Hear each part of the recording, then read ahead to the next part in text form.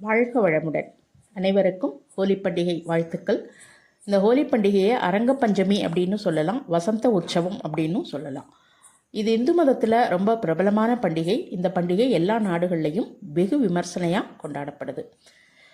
இந்த ஹோலி அப்படிங்கிற முக்கியமான நாளில் ஒருவர் மீது ஒருவர் வண்ணப் பொடிகளை தூவியோ அல்லது வண்ணம் கலந்த நீரை வீசிக்கொண்டோ கொண்டாடுறாங்க. அந்த நாளுக்கு முன்னதாக பெரிய நெருப்பை மூட்டுவது, அதை ஹோலிகா தகனம் அப்படின்னு சொல்லப்படுது. அதனுடைய விளக்கத்தை நம்ம பார்ப்போம். இப்போ இந்த ஹோலிகா அப்படிங்கிறது இரண்யகசிபுனுடைய சகோதரி. இரண்யகசிபு நமக்கு நல்லா தெரியும், அசுரர்களுக்கெல்லாம் அரசனவன். இவனுக்கு பிரம்மா தந்த வரத்தால் இவனை யாராலும் கொல்ல முடியல. அந்த வரம் இவனது பெருந்தவத்தால் கிடைச்சது. இந்த வரத்தின்படி இவனை இரவிலோ பகலிலோ வீட்டிலோ வெளியிலோ மண்ணிலோ விண்ணிலோ விலங்காலோ மனிதனாலோ நடைமுறையாலோ கோட்பாட்டாலோ எதாலேயுமே கொல்ல முடியாது. இதனால் இவன் செருக்கு அதிகமாகி வானகத்தையும் மன்னகத்தையும் போரிட்டு ஜெயிச்சிட்டான். அதனால் யாரும் கடவுளை வணங்கக்கூடாது, என்னை தான் வழிபடணும் அப்படின்னு ஆணையிட்டான். பிரகலாதன் திருமாலினுடைய பக்தன். ஹிரண்யகசிபு நிறைய முறை அவனை அச்சுறுத்தியும் பிரகலாதன் திருமாலை வழிபடுறதை அவன் விடலை. அதனால் அவனுக்கு நஞ்சு கொடுக்குறான், அது தேனாகுது.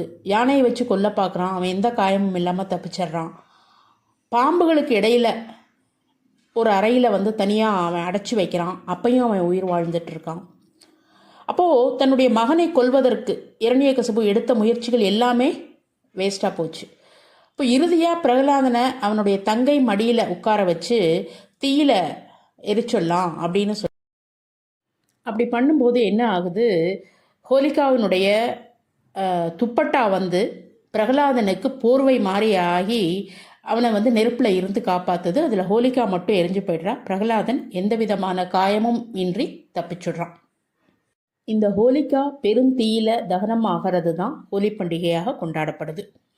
அதுக்கப்புறமா பெருமாள் நரசிம்ம அவதாரம் எடுத்து அந்தி இருட்டில், அதாவது பகலும் இல்லாத இரவும் இல்லாத நேரம், அவங்க வீட்டு தாழ்வாரப்படிகளில், அதாவது வீட்டிலையும் இருக்கக்கூடாது வெளியிலையும் இருக்கக்கூடாது, அதனால் தாழ்வாரப்படியில் வச்சு தன்னுடைய மடியில் வச்சு, மண்ணிலே இருக்கக்கூடாது விண்ணிலே இருக்கக்கூடாது இல்லையா, ஸோ அதனால் அவனுடைய மடியில் வச்சு கருவியும் இருக்கக்கூடாது கோட்பாடும் இருக்கக்கூடாது அப்படின்றதுனால தன்னுடைய விரல் நகங்களால் ஹிரண்யகசிபுவை கிழிச்சு கொண்டு, இந்த ஹோலிகா தகனம் அப்படிங்கிறது ஹோலி பண்டிகைக்கு முந்தின நாள் கொண்டாடப்படுது. ஹோலி பண்டிகை அன்னைக்கு ஒருத்தர் மேல் ஒருத்தர் வண்ண பொடிகளை பூசிக்கொண்டும் வண்ணம் கலந்த நீரை ஒருவர் மேல் ஒருவர் தெளித்து கொண்டும் கொண்டாடப்படுது. இதுக்கு என்ன காரணம் அப்படின்னு பார்த்தா, கண்ணன் தன்னுடைய தோலின் நிறம் கருப்பாக இருப்பதாகவும், ஆனால் ராதா சிவப்பாக அழகாக இருக்கா அப்படின்னும் அவங்க அம்மா கிட்ட சொல்லிட்டு சங்கடப்படுறாரு. அதுக்காக ராதை முகத்தில் வண்ணம் பூசிட முடிவு செஞ்சதாகவும் கூறப்படுது. இந்த ஹோலி பண்டிகைக்கு இன்னொரு கதையும் சொல்லப்படுது. இது காதல் கடவுளான காமதேவனை பற்றியது. அதாவது பார்வதி தேவி சிவபெருமானை மணப்பதற்காக உதவுறாரு. அப்போது சிவபெருமான் தவம் இருக்கும் பொழுது காமதேவன் பூக்கணைகளை சிவபெருமான் மேலே செலுத்தி சிவனுடைய தவத்தை கலைக்கிறார். அப்போ சிவனுக்கு ரொம்ப கோபம் தன்னுடைய நெற்றி கண்ணை திறந்து காமதேவனை எரிச்சிடுறாரு. அதில் உடல் சாம்பல் ஆயிடுச்சு.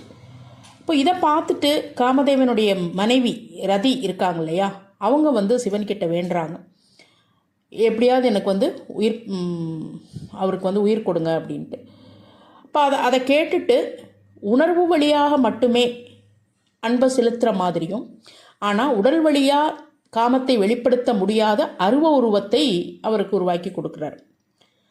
அப்போது இந்த நிகழ்வினை நினைவு கூறும் வகையில் தான் ஹோலி பண்டிகையினுடைய பெருந்தீ அப்படின்னு கொண்டாடப்படுது அப்படின்னு நம்பப்படுது. அது போக இந்த பேரண்டத்தில் ஒளியின் திருவிழாவாக ஹோலி பண்டிகை கொண்டாடப்படுது அப்படின்னு சொல்கிறாங்க. இந்த பண்டிகையின் போது பல்வேறுபட்ட அலைகளை கொண்ட ஒளி கதிர்கள் அண்டமெங்கும் பரவி இருக்கான்.